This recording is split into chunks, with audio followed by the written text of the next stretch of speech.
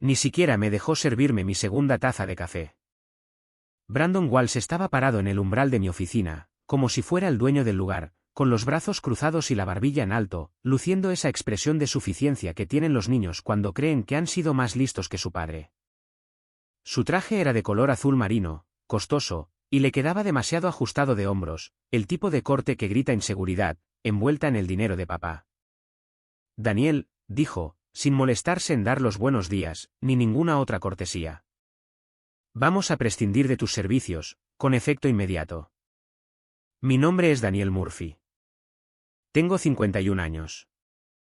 Vivo en Columbus, Ohio, en una casa que compré cuando mi hijo Jake tenía 10 años, y cuando mi matrimonio aún valía la pena salvarse. Hasta este preciso momento, yo era el fundador y director ejecutivo de Apex Industrial Security, una firma de ciberseguridad que protege plantas de fabricación y contratistas de defensa, contra piratas informáticos que no desean nada más que detener las líneas de producción estadounidenses. Dejé mi taza en el escritorio, muy despacio. El café todavía echaba humo, negro como el aceite de motor, justo como me gusta después de haber pasado 20 años en la infantería de marina. Allí me enseñaron a apreciar las cosas sencillas, cuando están bien hechas. Disculpa, le dije. Él cambió el peso de su cuerpo de un pie a otro, pero mantuvo esa confianza ensayada. La junta directiva decidió avanzar en una nueva dirección. Necesitamos un liderazgo que esté alineado con nuestra visión evolutiva. Visión evolutiva. Casi me echo a reír. Esto venía de un graduado de la maestría en Administración de Empresas de Stanford, de 28 años, que no sabía distinguir entre un controlador lógico programable y un archivo PDF, cuando entró por nuestras puertas hace 8 meses. El chico se pasó su primera semana preguntando a nuestros ingenieros superiores qué significaban los sistemas de control industrial. Ahora, estaba parado en mi oficina, hablando de visión. ¿Y quién autorizó esta decisión?, pregunté, reclinándome en mi silla. Con calma, con mesura. De la forma en que uno habla cuando ya sabe la respuesta, pero quiere escuchar al otro decirla en voz alta. Yo lo hice, dijo. Ahora soy el director ejecutivo interino. Eso me da total discreción sobre las decisiones de personal. Director ejecutivo interino. Brandon Walsh. Recién salido de una escuela de negocios donde reparten títulos como si fueran trofeos por participación. Antes de unirse a nosotros, trabajó en una firma de capital de riesgo en California, que es una forma elegante de decir que movía el dinero de otras personas y lo llamaba estrategia. Fue contratado porque su padre, Thomas Walsh, poseía una participación del 12% en mi empresa, y había estado susurrando al oído de los miembros de la junta durante la mayor parte de un año. Nepotismo a la antigua, disfrazado de planificación estratégica. La ironía no se me escapaba. Yo había construido esta empresa de la nada, comenzando en un garaje alquilado en el año 2009, con mi socio comercial Gary Holmes y un servidor usado que sonaba como un motor diésel. Pasamos nuestros primeros 2 años trabajando 80 horas a la semana, viviendo a base de café y determinación, construyendo protocolos de seguridad que pudieran proteger las instalaciones industriales de ciberataques que la mayoría de la gente ni siquiera sabía que existían todavía. Ahora, este chico, que nunca había pasado un día trabajando con sus manos, y que nunca había visto lo que sucede cuando una fábrica se queda a oscuras porque algún pirata informático en Europa del Este decide divertirse con la red eléctrica, me decía que yo no estaba alineado con la visión de la compañía. No tienes la autoridad para destituir a un oficial fundador, dije.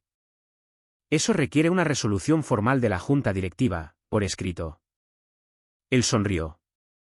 No fue una sonrisa cálida, sino fría, como una mañana de febrero en Cleveland. La junta ya está alineada. Esto no está a debate. Me puse de pie. Mido 1,88 m, con los hombros cuadrados, de la forma en que nos enseñaron en Pérez Island hace 30 años. Él se enderezó, como si pensara que podría lanzarle un golpe. No lo hice. Ya no tengo 25 años, y aprendí hace mucho tiempo que las mejores batallas se ganan con el cerebro, no con los puños. En su lugar, tomé mi teléfono, lo deslicé en el bolsillo de mi chaqueta y agarré mis llaves del escritorio. El silencio se extendió entre nosotros, denso e incómodo. A través de las paredes de cristal de mi oficina, podía ver el piso principal, donde 180 buenas personas fingían trabajar mientras observaban cómo se desarrollaba este drama. Ingenieros, analistas, gerentes de proyecto. La mayoría de ellos habían estado con nosotros durante años, algunos me habían seguido aquí desde otras empresas. Todos ellos confiaban en que yo nunca los defraudaría. Entendido, dije. Sus cejas se elevaron apenas una fracción. No esperaba eso. El chico pensó que habría drama, tal vez algunos ruegos, o definitivamente algo de resistencia. En lugar de eso, pasé a su lado sin decir otra palabra, caminé por el pasillo, pasé por las salas de conferencias y el área de descanso, donde alguien había colgado una pancarta para nuestra próxima renovación de contrato con Midwest Manufacturing. El viaje en ascensor hacia abajo se sintió más largo de lo habitual. Es curioso cómo el tiempo se estira cuando el mundo se mueve bajo tus pies. No es que estuviera entrando en pánico. 20 años en la Marina te enseñan a mantener la calma cuando las cosas se complican, y tenía el presentimiento de que esto estaba a punto de complicarse mucho. Caminé por el vestíbulo sin detenerme. Linda, en la recepción, me miró con preocupación en los ojos, pero yo solo asentí y seguí caminando. No tenía sentido montar una escena. Al menos, no todavía. Mi camioneta estaba en el mismo lugar de siempre desde hace 14 años, estacionamiento reservado, con mi nombre pintado en la barrera de concreto. Me subí, cerré la puerta y me quedé sentado allí un minuto con el motor apagado, con las manos en el volante. El garaje estaba en silencio, a excepción del zumbido de las luces fluorescentes y el sonido distante del tráfico de la calle de arriba. Fue entonces cuando metí la mano en mi maletín y saqué mi computadora portátil. Me conecté al punto de acceso de mi teléfono y esperé a que todo cargara. Tardó unos 10 segundos. Lo primero que abrí fue el acta constitutiva de la empresa, la original que yo mismo escribí en un restaurante Denny's en el año 2009, con Gary Holmes. En aquel entonces, ambos estábamos en la quiebra, viviendo de cheques de desempleo y beneficios para veteranos, tratando de descubrir cómo dos exinfantes de Marina podían convertir su experiencia en ciberseguridad militar en algo que pudiera pagar las cuentas. En ese tiempo, la mayoría de las plantas de fabricación tenían tanta protección cibernética como una puerta de malla. Las grandes empresas empezaban a preocuparse por los piratas informáticos, pero las operaciones más pequeñas, las que realmente fabricaban cosas, pensaban que si no estaban conectadas a Internet, estaban seguras. Estaban equivocados. Totalmente equivocados. Y Gary y yo lo sabíamos. Me desplacé hasta la sección 6, subsección C. Allí estaba, resaltado en amarillo, porque yo mismo lo había marcado hace 18 meses, cuando Gary me dijo que quería jubilarse e irse a Florida con su esposa, Susan.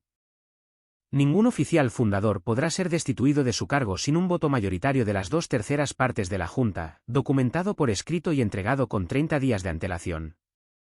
Brandon no me había dado 30 días.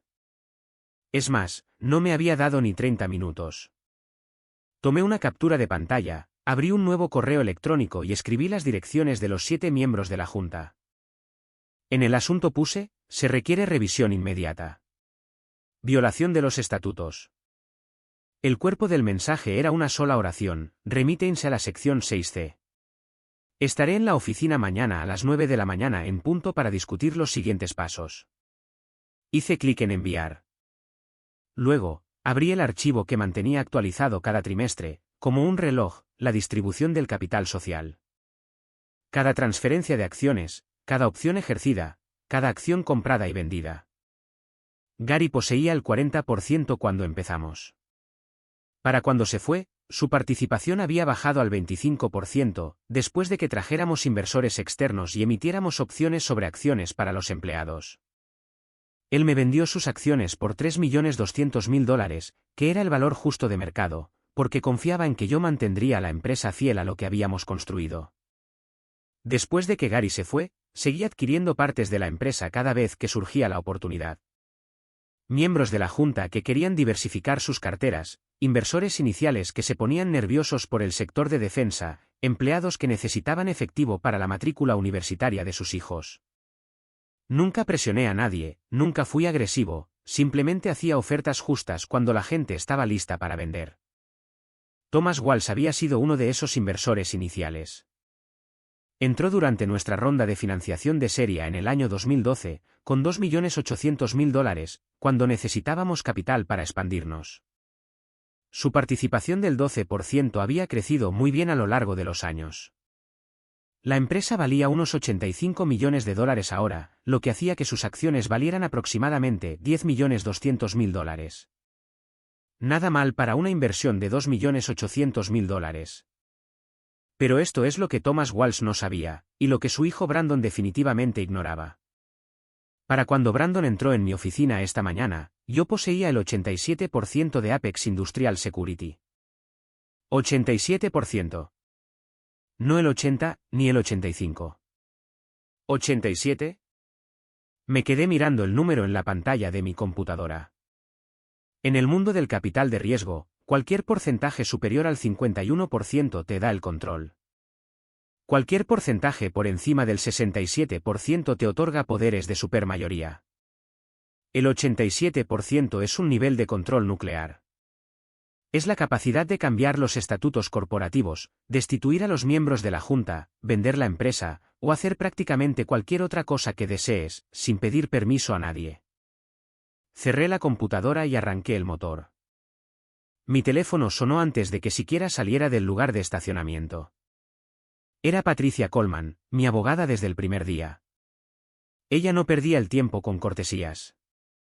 Acabo de ver el correo electrónico. ¿Qué pasó? Brandon Walsh me despidió esta mañana. Sin votación de la junta, sin documentación.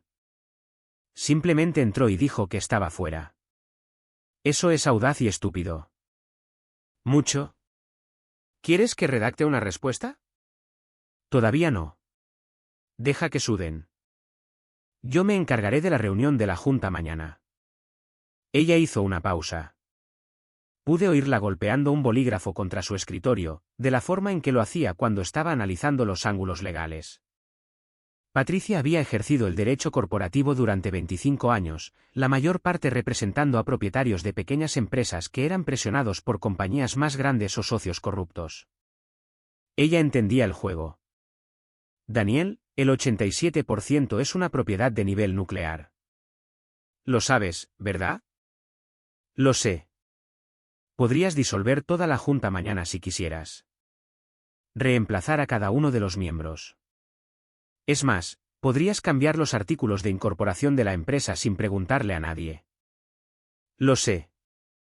¿Vas a hacerlo? Me incorporé al tráfico, entrecerrando los ojos contra el sol de la tarde que se reflejaba en las ventanas de las oficinas del centro. Columbus estaba creciendo rápido en estos días, muchas empresas tecnológicas se estaban mudando, pero la base industrial seguía siendo fuerte.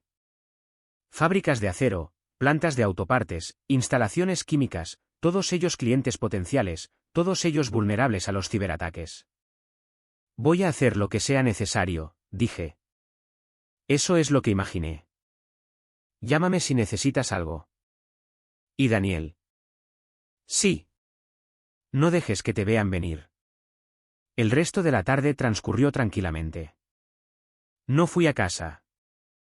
En cambio, conduje hasta una cafetería en el lado este de la ciudad, el tipo de lugar donde ponen música lo suficientemente alta como para ahogar las conversaciones, y nadie te molesta si te sientas en una esquina con una computadora portátil durante 3 horas. Pedí un café negro y encontré una mesa cerca del fondo. Busqué cada documento que necesitaría para la reunión de la junta de mañana. El acta constitutiva, los informes de capital, los correos electrónicos entre Gary y yo cuando reestructuramos la propiedad después de su jubilación, las actas de las reuniones de la junta de los últimos 18 meses, todo lo que demostraba que Brandon Walsh se había extralimitado en su autoridad y había violado el gobierno corporativo. Organicé todo en una carpeta y lo subí a nuestro servidor seguro. Luego, imprimí 3 copias impresas en el centro de negocios de la cafetería. Tal vez sea algo de la vieja escuela, pero el papel no falla cuando más lo necesitas. Además, hay algo satisfactorio en golpear documentos sobre una mesa de conferencias cuando la gente cree que ha sido más astuta que tú. Alrededor de las 4:30, mi teléfono vibró con un mensaje de texto de Brandon, solo para confirmar, procesaremos tu cheque de pago final para el fin de semana. Por favor, devuelve toda la propiedad de la empresa para el viernes. Me quedé mirando el mensaje durante un largo momento. El chico realmente pensaba que todo había terminado. Realmente creía que había ganado.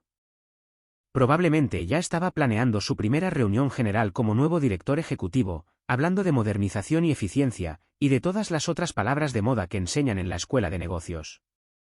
No respondí. Dejé que pensara lo que quisiera. Descubriría la verdad mañana por la mañana. Otro mensaje llegó alrededor de las 5 de la tarde. Este era de Harold Stevens, el veterano de nuestra junta. Exinfante de Marina como yo, pasó 30 años gestionando líneas de producción de acero en Cleveland antes de jubilarse.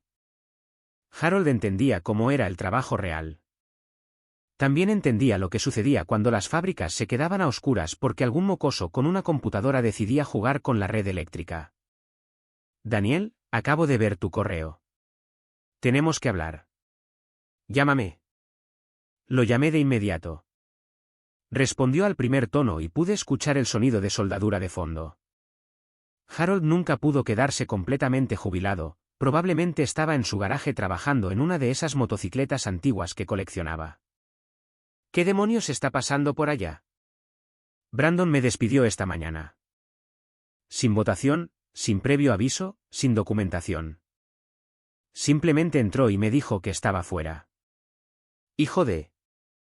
Escuché que apagaba el soplete de soldadura. Él no puede hacer eso. Es lo básico del gobierno de una junta. Lo sé. La pregunta es, ¿él lo sabe? El chico ha estado haciendo preguntas durante semanas sobre el control operativo, los poderes ejecutivos y ese tipo de cosas. Pensé que Thomas solo estaba tratando de educarlo sobre cómo funcionan las juntas. Ahora pienso que estaban planeando esto. Eso tenía sentido. Thomas Walsh era dinero inteligente, el tipo de inversor que hacía su tarea y jugaba a largo plazo. El problema era que, al parecer, se había olvidado de hacer su tarea sobre un detalle crucial, exactamente qué parte de la empresa me pertenecía. Harold, ¿te enteraste de la brecha de seguridad en Riverside Manufacturing el mes pasado? ¿Esa donde toda su línea de ensamblaje se detuvo durante 3 días? Sí, lo oí. Les costó unos $2.800.000 en pérdida de producción. Brandon quería licitar por su contrato de recuperación. Quería subcontratar el trabajo de seguridad real a una empresa en Singapur. Dijo que era para ahorrar dinero y ser más competitivos. Harold se quedó callado un momento. Luego dijo: Jesús. No puedes subcontratar la ciberseguridad para la fabricación estadounidense. La mitad de estas plantas trabajan con contratos de defensa. Hay regulaciones federales. Eso fue lo que le dije. El chico me miró como si estuviera hablando un idioma extranjero. ¿Sabes de qué se trata esto realmente, no? La voz de Harold tenía ese tono cortante, el que probablemente usaba cuando algún joven ingeniero intentaba saltarse los protocolos de seguridad. Tomas ve signos de dólar, piensa que puede simplificar las operaciones, reducir costos y tal vez vender la empresa a una de esas grandes firmas consultoras en un par de años. No lo había pensado de esa manera, pero tenía perfecto sentido. Eliminar la costosa mano de obra estadounidense, subcontratar el trabajo técnico y convertir a Apex en una operación de intermediarios que se viera bien en el papel, pero que no pudiera proteger nada que importara. ¿Qué necesitas de mí mañana?, preguntó Harold. Solo preséntate. 9 de la mañana. Sala de conferencias A. Yo me encargaré del resto. No vas a quemar el lugar, ¿verdad? Sonreí, aunque él no pudiera verme. Solo si es necesario. Después de colgar con Harold, me senté en la cafetería otra hora, analizando la dinámica de la junta. 7 miembros en total. Harold era sólido. Habíamos servido juntos brevemente a principios de los 90, y él entendía lo que la empresa significaba para la seguridad de la fabricación estadounidense. Jennifer Ross era la incógnita, es directora financiera de un proveedor de autopartes, muy aguda, pero centrada en los números por encima de todo. Si podía demostrarle que el plan de Brandon mataría la rentabilidad, ella cambiaría de opinión. Timothy Beck era más nuevo en la junta, se incorporó hace 6 meses cuando nos expandimos, jubilado de la unidad de delitos cibernéticos del FBI, entendía el panorama de las amenazas. Él no apoyaría la subcontratación de trabajos de seguridad a contratistas extranjeros, no cuando se trataba de proteger la infraestructura estadounidense. El problema eran la doctora Angela Foster y Maxwell Brooks. Ambos habían entrado con Thomas Walsh, como parte de su grupo de inversores. Foster dirigía algún tipo de firma de consultoría de gestión. Brooks había ganado su dinero en tecnología antes de pasar a las inversiones. Ambos hablaban muy bien sobre eficiencia y modernización, pero ninguno había trabajado nunca en la fabricación. No entendían que cuando los sistemas de control de una acería se ven comprometidos, la gente puede morir. Eso dejaba a Sarah Williams, nuestra representante de los empleados. Ella había estado con nosotros durante 8 años, comenzó como analista junior y ascendió hasta ser gerente de proyectos senior. Sarah sabía exactamente lo que el plan de subcontratación de Brandon significaría para las 180 personas cuyo sustento dependía de que Apex siguiera siendo de propiedad y operación estadounidense. Para cuando salí de la cafetería, ya estaba oscureciendo. Conduje a casa lentamente, tomando el camino largo a través del centro de Columbus. La ciudad había cambiado mucho desde que me mudé aquí en el año 2009, más empresas tecnológicas, más empresas emergentes, más jóvenes profesionales caminando con trajes caros y hablando por teléfono. Pero los cimientos del lugar seguían siendo industriales, de clase trabajadora, el tipo de lugar donde la gente entiende que fabricar cosas es importante. Cuando entré en mi entrada, me quedé sentado un momento mirando la casa. No era gran cosa por fuera, una construcción estándar de los años 80, 3 dormitorios, garaje para 2 autos, pero estaba pagada y era mía, al igual que la empresa era mía, aunque Brandon Walsh y su padre aún no lo supieran. Entré y calenté comida china que había sobrado del fin de semana. Mientras comía, sonó mi teléfono. Era Jake, llamando desde la Universidad Estatal de Ohio. Papá, escuché que algo pasó en el trabajo hoy. ¿Estás bien? Las noticias viajan rápido en el mundo de la ciberseguridad, especialmente cuando se trata del fundador de una empresa que es despedido por el hijo de un miembro de la junta. Alguien de nuestro equipo de ingeniería probablemente tenía un amigo, que iba a la escuela con Jake. Estoy bien, hijo. ¿Cómo te enteraste? El hermano mayor de Tommy Rodríguez trabaja en Midwest Manufacturing. Dijo que hubo un drama en Apex. Algo sobre Brandon Walsh tomando el mando. Debería haberlo imaginado. Midwest Manufacturing era uno de nuestros clientes más grandes, una planta de autopartes que empleaba a unas 600 personas en los suburbios. Habíamos estado protegiendo sus sistemas durante 5 años, desde que sufrieron un ataque de ransomware que podría haberlos cerrado permanentemente. Es complicado, Jake. Te lo explicaré todo cuando te vea este fin de semana. Papá. Hizo una pausa, y pude escuchar la preocupación en su voz. Tú construiste esa empresa, tú y el señor Holmes. Brandon no puede simplemente quitártela. No, dije, mirando por la ventana de la cocina hacia el patio trasero, donde le había enseñado a Jake a lanzar una pelota curva hace 10 años. No puede. ¿Necesitas que vaya a casa? Puedo conducir esta noche. Quédate en la escuela. Concéntrate en tus exámenes finales de ingeniería. Todo esto estará solucionado para mañana. Después de colgar con Jake, me serví una cerveza y me senté en la terraza trasera. La noche estaba fresca y podía oler el humo de leña de la chimenea de alguien calle abajo. En algún lugar a lo lejos, el silbato de un tren resonaba por toda la ciudad. No pensé en el mañana. No ensayé lo que diría ni planifiqué mi estrategia. Ya sabía lo que iba a hacer. En lugar de eso, simplemente me senté allí, en silencio, dejando que el peso de 14 años se asentara sobre mis hombros. Me desperté a las 5:30 de la mañana siguiente. No necesité alarma, mi cuerpo simplemente lo sabía.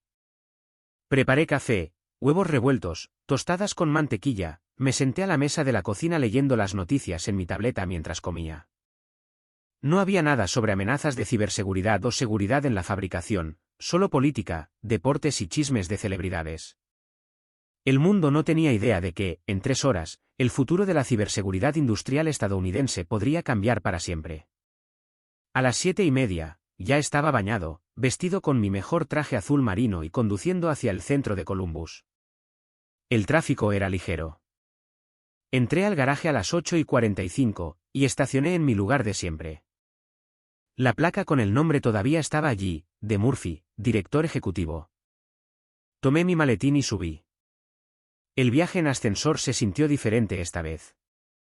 No como el descenso de ayer hacia la incertidumbre, sino más bien como subir hacia algo que había sido inevitable desde el momento en que Brandon Walsh entró en mi oficina y pensó que podía borrar 14 años de trabajo con una sola conversación. La sala de conferencias allá estaba ocupada cuando llegué a las 8:58. Brandon estaba sentado a la cabecera de la mesa, como si fuera el dueño, vistiendo un traje gris carbón que probablemente costaba más de lo que la mayoría de nuestros ingenieros ganaban en una semana. Thomas Walsh estaba sentado a su derecha, con el rostro serio y formal.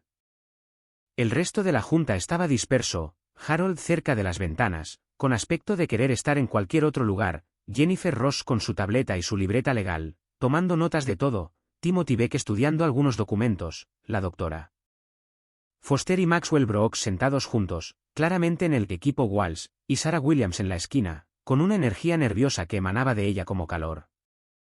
Entré exactamente a las 9 de la mañana. No llamé, ni pedí permiso, simplemente empujé la puerta y caminé hacia el extremo opuesto de la mesa. Dejé mi maletín con la fuerza suficiente para que todos levantaran la vista. Buenos días, dije. Gracias a todos por venir con tan poco aviso. Brandon se reclinó en su silla, tratando de proyectar confianza. Daniel, aprecio que quieras discutir la transición, pero como mencioné ayer, la decisión ya está tomada. Ah, sí. Abrí mi maletín y saqué las carpetas. Porque de acuerdo con nuestros estatutos corporativos, sección 6, subsección C, ningún oficial fundador puede ser destituido sin un voto mayoritario de las 2/3 partes de la Junta, documentado por escrito y con 30 días de aviso previo. Deslicé copias de los estatutos por la mesa. Tú no me diste ninguna de esas cosas, Brandon, lo que significa que el despido de ayer no solo fue inapropiado, sino que fue ilegal bajo las leyes corporativas de Ohio. Thomas Walsh finalmente habló, con voz tranquila y mesurada. Daniel, entendemos que estés molesto, pero Brandon tiene plena autoridad como director ejecutivo interino para tomar decisiones de personal. ¿Director ejecutivo interino nombrado por quién? Miré alrededor de la mesa. Muéstrenme la resolución de la Junta. Muéstrenme la votación documentada que le otorgó esa autoridad. Silencio. ¿La doctora? Foster se movió en su asiento. Maxwell Brooks de repente estaba muy interesado en su taza de café. Harold se aclaró la garganta. Thomas, ¿realmente votó la Junta sobre el nombramiento de Brandon? Porque yo no recuerdo esa reunión. Se dio por entendido, dijo Thomas, dadas nuestras discusiones sobre la dirección estratégica. ¿Entendido por quién? Timothy Beck se inclinó hacia adelante. Porque el gobierno corporativo no funciona con sobreentendidos. Funciona con decisiones documentadas. Pude ver que el impulso estaba cambiando. Era hora de jugar mi carta de triunfo. Hay algo más que todos deberían saber, dije. Abrí la segunda carpeta y saqué el informe de distribución de capital. Antes de discutir la autoridad de Brandon, o la falta de ella, hablemos de la propiedad de la empresa. Coloqué el documento en el centro de la mesa. Desde ayer por la mañana, poseo el 87% de Apex Industrial Security. La sala se quedó en un silencio sepulcral. Jennifer Ross tomó el papel, lo escaneó y sus ojos se agrandaron. Se lo pasó a Harold, quien lo miró y soltó un silbido bajo. 87%, repetí, adquirido legalmente durante los últimos 6 años a través de transacciones a precio de mercado con vendedores dispuestos. Cada compra está debidamente documentada y registrada ante el Estado. El rostro de Brandon se había puesto pálido. Eso es imposible. ¿Lo es? ¿Cuándo fue la última vez que realmente miraste los informes de capital, Brandon? ¿Cuándo fue la última vez que tu padre los miró? Thomas Walsh arrebató el documento de las manos de Harold, lo estudió durante un largo momento y luego lo dejó lentamente. Su expresión había pasado de la confianza a algo que se parecía mucho al pánico. Esto no cambia nada, dijo la doctora Foster, pero su voz carecía de convicción. La Junta todavía tiene la responsabilidad de supervisión. La junta sirve al placer de los accionistas, dije. Y el accionista principal está sentado justo aquí. Sarah Williams habló por primera vez. ¿Qué significa esto para los empleados? Me giré hacia ella. Significa que no habrá subcontratación en Singapur, ni despidos para reducir costos, ni se comprometerá la seguridad de la fabricación estadounidense por beneficios a corto plazo. Harold se puso de pie. Muy bien, hagamos esto oficial. Propongo revertir el despido de Daniel Murphy y restaurar su cargo como director ejecutivo de Apex Industrial Security. Secundado, dijo Timothy Beck de inmediato. ¿Todos a favor?, llamó Harold. Las manos se levantaron alrededor de la mesa. Harold, Timothy, Jennifer, Sarah, 4 de 7. Miré a los demás. Doctor. Foster, Maxwell, ambos son personas de negocios inteligentes. Entienden lo que significa una propiedad del 87%. ¿La doctora? Foster levantó la mano a regañadientes. Luego Maxwell Brooks. 6 votos. Brandon golpeó la mesa con la palma de la mano. Esto es ridículo. No pueden simplemente. La moción se aprueba, interrumpió Harold. Daniel, estás oficialmente reinstalado como director ejecutivo. Brandon miró a su padre, esperando un apoyo que nunca llegó. Thomas Walsh estaba mirando el informe de capital como si pudiera cambiar si lo miraba el tiempo suficiente. Bien, dijo Brandon, poniéndose de pie tan rápido que su silla rodó hacia atrás. Puedes quedarte con tu pequeña empresa. Pero estás cometiendo un error. La fabricación estadounidense está muriendo. La subcontratación es el futuro. Tal vez, dije, pero no bajo mi mando. Salió furioso, dejando la puerta abierta tras de sí. Thomas Walsh lo siguió un momento después, deteniéndose solo para mirarme con algo que podría haber sido respeto. Después de que se fueron, los miembros restantes de la junta se sentaron en silencio por un momento. Entonces, Jennifer Ross empezó a reírse, primero en voz baja, luego más fuerte. 87%, dijo, sacudiendo la cabeza. Has estado jugando al ajedrez mientras ellos jugaban a las damas. Solo protegí lo que construimos, dije. 2 semanas después, estaba en mi oficina cuando llamó Patricia Coleman. Thomas Walsh quiere vender sus acciones, dijo. Todo su 12%. Su abogado llamó esta mañana. ¿Qué está pidiendo? $8.500.000. Valor justo de mercado. Me recliné en mi silla. Si compraba esas acciones, poseería el 94% de la empresa. 94%. Haz la oferta, dije. Un mes después de eso, Jake llamó desde la estatal de Ohio. Papá, he estado pensando en esa pasantía para el próximo verano.